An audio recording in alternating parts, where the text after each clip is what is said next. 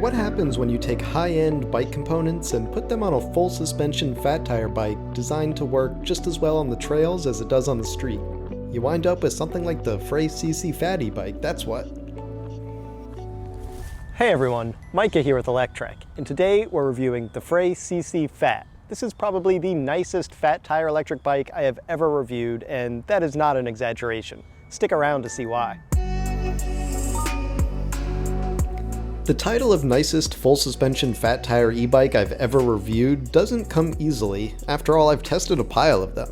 But the FREY CC FAT simply offers so much more than most other full suspension fat tire e-bikes. It also costs a lot more, to the tune of $4,500 or so, but this is absolutely a case of you get what you pay for. Instead of skimping on cheap parts to keep the price in budget territory, FREY outfitted the bike with quality components that have the side effect of also costing a pretty penny.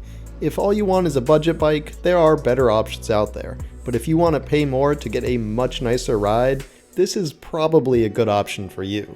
Let's take a deeper dive into it. For example, check out the quality Rockshox suspension there.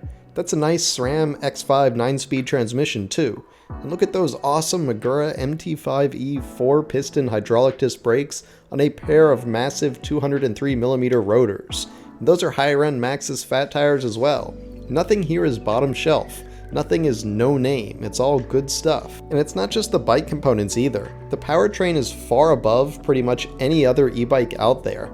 That's a Bafang M620 mid-drive motor. It's a torque-sensing powerhouse that is rated for 1,000 watts of continuous power, but actually puts out about 1,500 watts of peak power, which is available with either throttle control or pedal assist. And as much fun as powerful e-bikes like these are to ride on throttle only, the FREY CC FAT actually pedals quite nicely. It's got that torque sensor in the mid-drive motor to give a really nice, natural-feeling boost that basically makes you feel like you've got Superman legs if you bump it up into a higher power mode.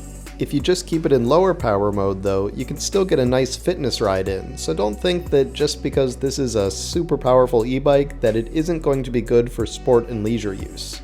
The ride position is also great for leisurely riders. The CC stands for cross country, and it's actually a bit of a hybrid style bike that isn't quite as tucked as most of FREY's mountain bike style e-bikes. That means it's more comfortable to sit a bit more upright, plus it's got that step-through frame that makes it more comfortable to mount and dismount. And speaking of comfort, of course between the fat tires and full suspension, it doesn't get much more comfortable than this.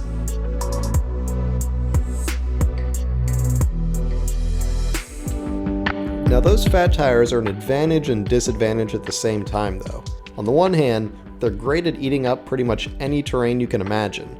But on the other hand, they're big, heavy, and cumbersome tires that make the bike slower to respond on the kind of single-track trails that FREY bikes are known for. In fact, when your tires are practically the width of the trail, it doesn't give you a lot of room for error, especially when there's a good couple pounds of extra rubber that you have to whip back and forth. I mean, you can see how much trouble I'm having sticking to the center of the track here, and I'll happily take part of the blame since I'm not exactly a pro rider or anything, but I can tell you that riding these same trails with 2.25-inch tires is way easier than tires twice as fat. Though when you get out onto something a bit more like a nature trail than single-track switchbacks, the fat tires really come alive, and you'll be glad you have them. The same goes for grassy areas, sand, dirt, loose gravel, etc. The fat tires just float over that stuff, and of course the dual suspension definitely helps too. Now just like how those big tires have their pros and cons, the big motor here is the same way. Don't get me wrong, I love this thing. The Bafang M620 can do no wrong in my eyes. Well, except when it's chewing up chains and spitting out sprocket teeth.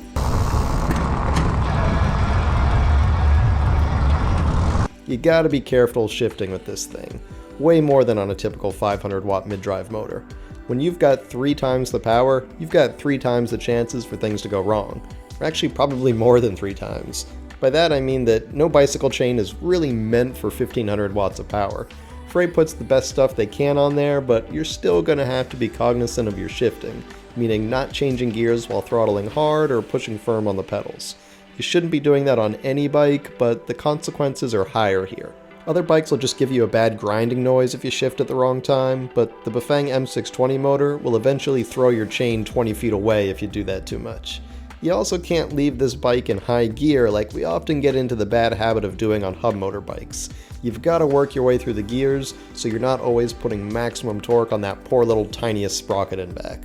I've seen people wear that little guy down in 200 miles or less when they're not shifting properly, so keep that in mind. Now obviously there's a bit more care that has to go into a bike like this. I mean, in some ways it's built tougher, right? Like you can jump this thing off a loading dock if you wanted to. But in other ways, you've got to focus on proper riding technique, mostly proper shifting technique, to not let that motor destroy the unfortunate bike parts that are put in its path. If you do that though, you'll be rewarded with performance unlike anything you've tried before. When I tested this motor at one of the biggest bike parts in China a few years ago, a group of riders actually took it up the downhill course. The park folks said that the only bikes that have done that before were Surons and dirt bikes. So basically this motor is guaranteed to climb any hill in your town. And the speed is legendary. I've had this motor up at over 36 miles per hour on a FREY bike in unlocked mode before, though the FREY CC's fat tires seem to cut a couple miles per hour off the top end.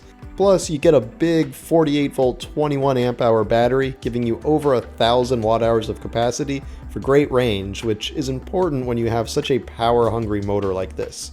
Basically, there's a lot to be impressed with in the FREY CC FAT here.